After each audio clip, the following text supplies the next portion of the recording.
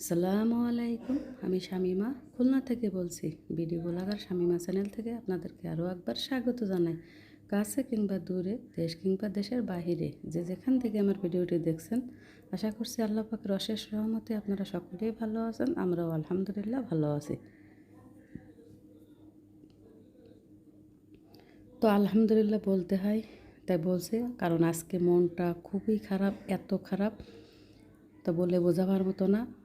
আপনারা কম বেশি হয়তো সবাই জানেন যে ঢাকার উত্তরায় যে মাইলস্টোন স্কুল অ্যান্ড কলেজে যে বিমান দুর্ঘটনাটি ঘটেছে,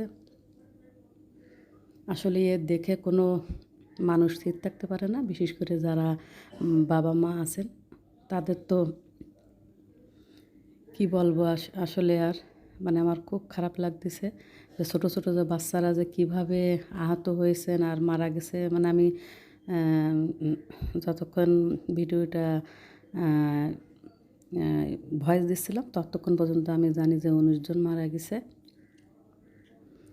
তো আসলে সেই দৃশ্য দেখার মতো না, সহ্য করার মতো না। তো সকলেই দোয়া করবেন, আল্লাহ পাক যেন যারা মারা গেছেন তাদেরকে শহীদের দরজা দেন, জান্নাতুল ফেরদাউস নসিব করেন। আর যারা আহত আছেন তাদেরকে যেন দ্রুত সুস্থ হবার তৌফিক দান করেন এবং তাদের বাবা মা বা আত্মীয়স্বজন যারা আছেন সবাইকে যেন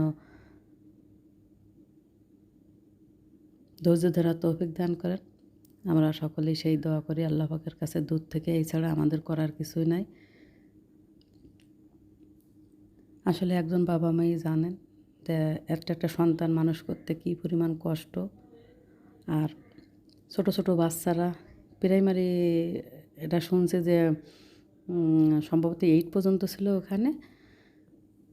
তো আসলে সঠিক তথ্য এখনও ওইভাবে তো জানি না দূর থেকে। তবে মনে হয় কি, যদি কাছাকাছি হতো, ঢাকায় থাকতাম, তাহলে ওখানে ছুটে যেতাম, যে একটু দেখতাম, দেখে হয়তো নিজেরে মানে হালকা মনে হতো। আসলে আমরা দূর থেকে তাই এটা সহ্য করতে পারতেছে না, এত খারাপ লাগতেছে, এটা বললে বোঝাবার মতো না।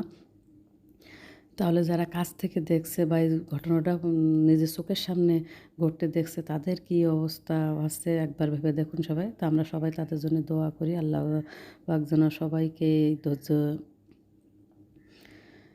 এই বিপদেতে সবাইকে রক্ষা করেন এবং সকলকে ধৈর্য ধরার ক্ষমতা দান করেন।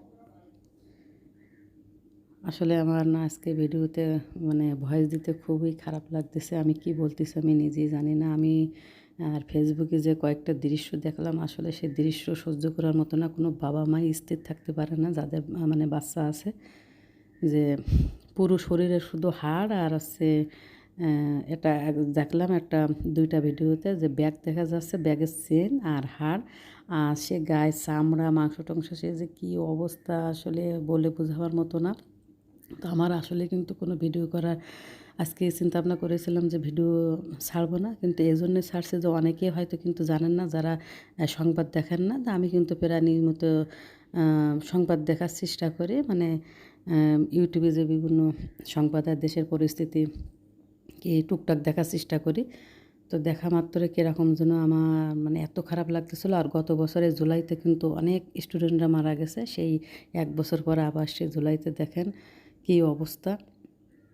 তবে ধারণা করা হচ্ছে যে মানে মৃত্যুর সংখ্যা আরও বাড়বে। তো আল্লাহর কাছে দোয়া করি যে আমাদের ধারণা যেন ভুল হয়, মানে যে যারা ওখানে আছে তারাই বলতেছে যে আরও মৃত্যুর সংখ্যা বাড়তে পারে, তার জন্য না হয়।